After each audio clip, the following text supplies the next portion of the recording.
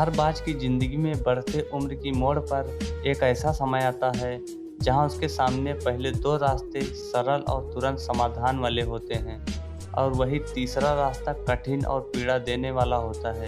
लेकिन बाज पीड़ा चुनता है और यहीं से शुरू होता है बाज का पुनर्जन्म। हमारी ज़िंदगी में कई ऐसे मौके आते हैं जब हमें परेशानियों का सामना करना पड़ता है। कई लोग तो जीवन में संघर्ष कर आगे निकल जाते हैं और कोई अपने हालातों से हार मानकर खुद को ज़िंदगी के हवाले कर देते हैं। ऐसे में हमारी ज़िंदगी और हमारा खुद का कोई वजूद नहीं हो रहता। ज़िंदगी उसी को सलाम करती है जो अपने कदम खुद लिखते हैं। सिर्फ इंसान ही नहीं, कुदरत में हर प्राणी के साथ ऐसा होता है। तो आइए जानते हैं बाज के जीवन से जुड़ी आश्चर्यजनक किंतु एक ऐसा सत्य जो हम सबको प्रेरणा देगा।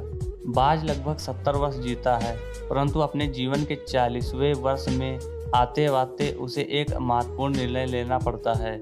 इस अवस्था में उसके शरीर के तीनों अंग बेअसर होने लगते हैं। पहला, पंजे लंबे और लचीले हो जाते हैं और शिकार को पकड़ने में कमज़ोर हो जाते हैं। दूसरा, चोंच आगे की तरफ मुड़ जाती है और भोजन निगलने में मुश्किलें पैदा होने लगती हैं। तीसरा, पंख भारी हो जाते हैं और सीने से चिपकने के कारण पूरे खुल नहीं पाते कर देते हैं। भोजन ढूंढना, भोजन पकड़ना और भोजन खाना, तीनों प्रक्रिया अब अपने धीरे धीरे खोने लगती हैं। उसके पास 3 ही रास्ते बचते हैं, या तो अपनी शरीर छोड़ दे या अपनी प्रवृत्ति गिद्ध की तरह त्यागी हुई भोजन पर निर्भर हो जाए, फिर स्वयं को फिर से स्थापित करे। आकाश साफ तौर से जाहिर भाषा के रूप में जहाँ पहले 2 रास्ते सरल और तुरंत समाधान वाले होते हैं, वही तीसरा अत्यंत पीड़ादायी और लंबा है।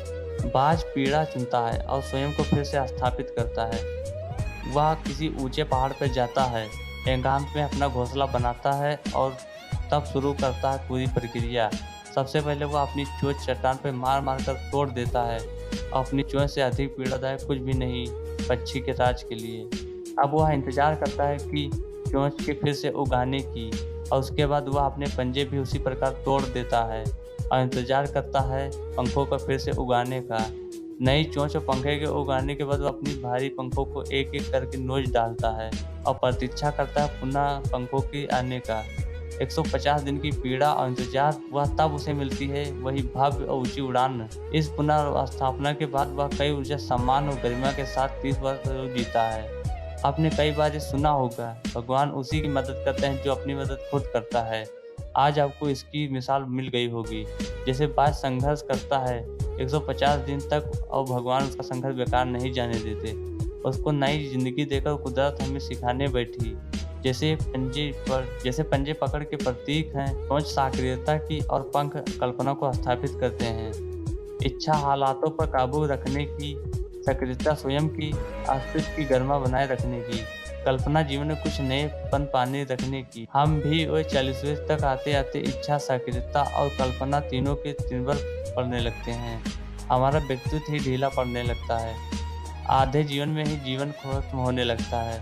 उत्साह, आकांक्षा, ऊर्जा नीचे की ओर जाने लगती है। हमारे पास कोई विकल्प नहीं होते, कुछ सरल और पीड़ादायक। हम भी वह अपने जीवन के मजबूरी भरे अति लचीलेपन को त्याग कर काबू दिखाना होगा। बाज की पंखों की तरह हमें भी आलस पैदा करने वाली वक्र मानसिकता को त्याग कर ऊर्जा से भरी सक्रियता दिखानी होगी। बाज की चोंच की तरह हमें भी भूतकाल में जकड़े अस्तित्व के भारीपन को त्याग कर कल्पना की आजाद उड़ानें भरनी होंगी। बाज की पंखों की तरह 150 दिन ना सही, 1 माह ही बिताया जाए स्वयं को दोबारा स्थापित करने में। जो शरीर और मन से चिपका हुआ है उसे तोड़ने और नोचने में पीड़ा जो होगी, बाज तब उड़ानें भरने को तैयार होंगे। इस बार उड़ानें ऊंची होंगी, अनुभवी वही होगी, अनंत की ओर जाएगी, जीत एक जंग जाएगी। तो यह वीडियो आपको अच्छा लगा तो वीडियो को लाइक एंड चैनल को सब्सक्राइब जरूर कीजिएगा।